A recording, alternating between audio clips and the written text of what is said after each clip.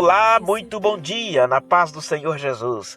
É a leitura diária da revista de jovens e adultos da Escola Bíblica Dominical que está chegando até você neste dia com esta edição especial da CPAD. O nosso tema é o ambiente numa igreja despertada. Atos capítulo 2, do versículo 41 ao 47, é o nosso texto que nos diz: Os que aceitaram a mensagem foram batizados, e naquele dia houve um acréscimo de cerca de 3.000 pessoas. Eles se dedicavam ao ensino dos apóstolos e à comunhão, ao partir do pão e às orações.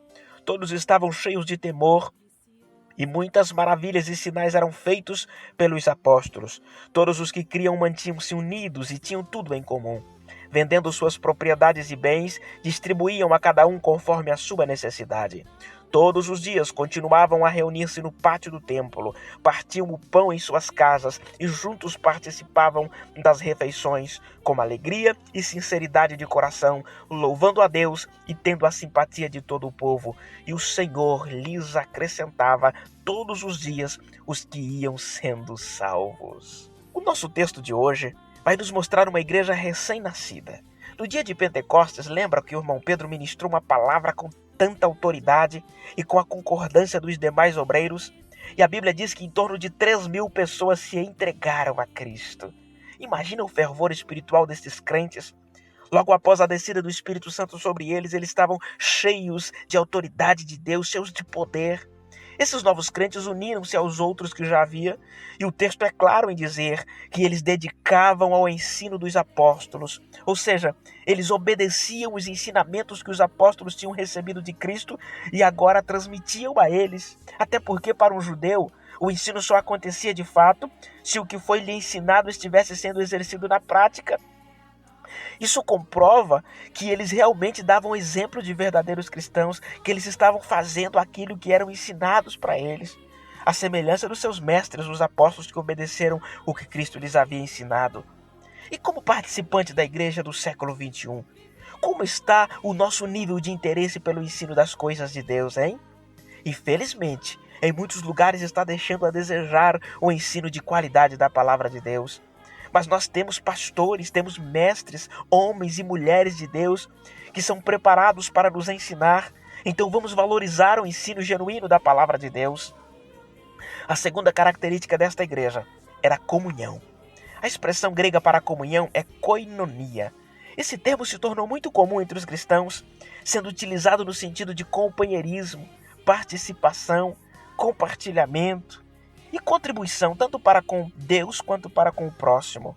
Era uma igreja companheira, que compartilhava, ou seja, vivia a unidade que o sacrifício de Cristo na cruz veio trazer. Nós precisamos aprender muito com a igreja primitiva, sabe? Diante do desafio deste individualismo tamanho que assola todas as classes sociais, que não perdoa do mais novo ao mais velho, tem dominado até as almas mais piedosas da nossa época e das nossas igrejas. Mas a Bíblia mostra que eu e você fazemos parte do corpo de Cristo que vive em união e unidade. Inclusive, ontem mesmo nós aprendemos sobre isso em nosso culto de ensino pastoral. Se machucar um membro do corpo, o restante sente a dor como se fosse consigo. Como você está de sensibilidade para sentir a dor do seu irmão e da sua irmã, hein? Muitos hoje usam o poder da língua para machucar sem piedade e ferir quem está andando ao seu lado rumo ao céu.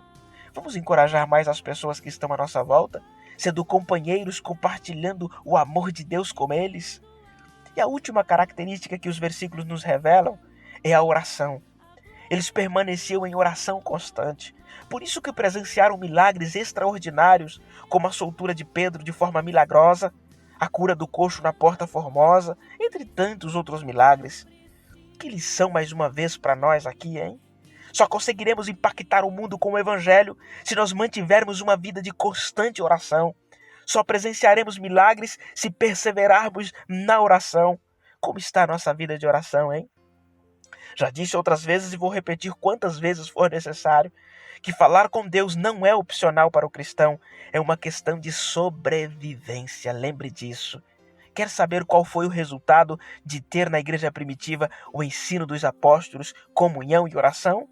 A continuação do texto nos diz: todos estavam cheios de temor, e muitas maravilhas e sinais eram feitos pelos apóstolos. Todos os que criam mantinham-se unidos e tinham tudo em comum. Você observou algumas palavras que se destacaram aqui?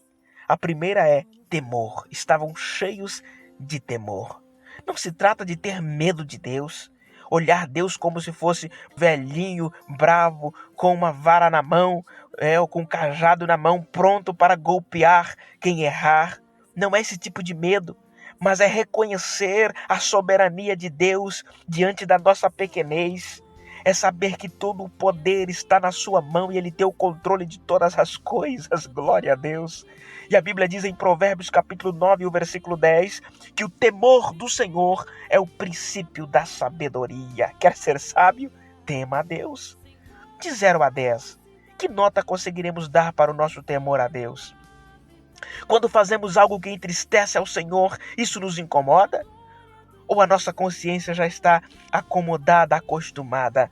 Você sente temor ou remorso quando comete algum erro?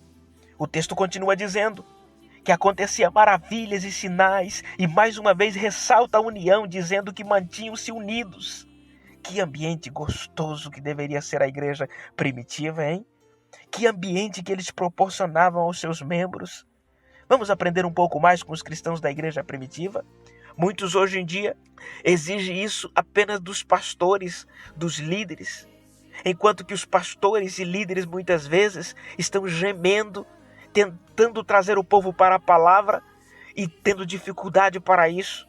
E sabe qual o resultado? Muitas vezes, fofocas, divisões, incompreensões e ação direta maligna na vida de pessoas que nós deveríamos chamá-los de cristãos e entender que seriam portadores e embaixadores de Cristo, mas infelizmente está dando lugar para a divisão e para tantas outras coisas que nada se compara com o corpo de Cristo. Vamos pensar um pouquinho nisso e vamos aprender com a igreja primitiva, deixar que o poder de Deus alcance a nossa vida, assim como alcançou a igreja primitiva, porque esse foi o diferencial. Sentir o Espírito Santo em suas vidas todos os dias. Não tem espaço para fofoca, não tem espaço para divisão, não tem espaço para nada daquilo que o mundo quer trazer para nós, o individualismo e os seus outros ismos. Mas que o Senhor tenha misericórdia das nossas vidas e que nós possamos viver o genuíno evangelho, que não é aquela teologia rebuscada, mas o evangelho é simples. O evangelho é nós obedecermos às pisadas do Mestre. E que o Senhor tenha misericórdia de nós, que a nossa vida espiritual possa ser marcada pela presença do Espírito Santo. Vamos falar com Deus? Querido Deus, nós te agradecemos pela tua palavra, aleluia. Obrigado, Senhor, pelo teu Espírito Santo na nossa vida. Obrigado, Senhor, pela comunhão que o Senhor nos tem dado.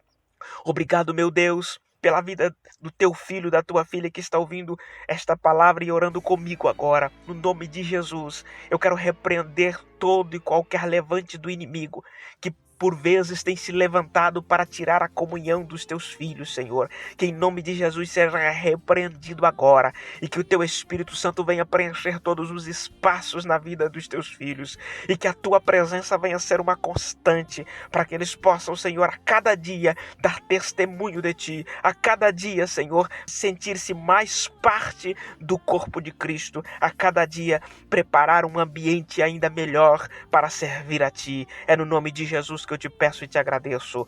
Amém. Que Deus abençoe a sua vida, o seu coração, o seu dia. E assim que terminar esse áudio, se você ainda não se inscreveu no nosso canal do YouTube, faça isso. Inscreva, ative o sininho à tua direita para você receber quando nós colocarmos novos vídeos no canal. E compartilhe com mais alguém que precisa ouvir a palavra de Deus. Seja instrumento de Deus, seja canal de bênção na vida de outra pessoa. Não deixe que a bênção chegue até você e pare por aí. Mas compartilhe. Que Deus te abençoe. Amanhã nós voltaremos com a leitura diária, se o Senhor assim nos permitir. Um grande abraço. Somos corpo e assim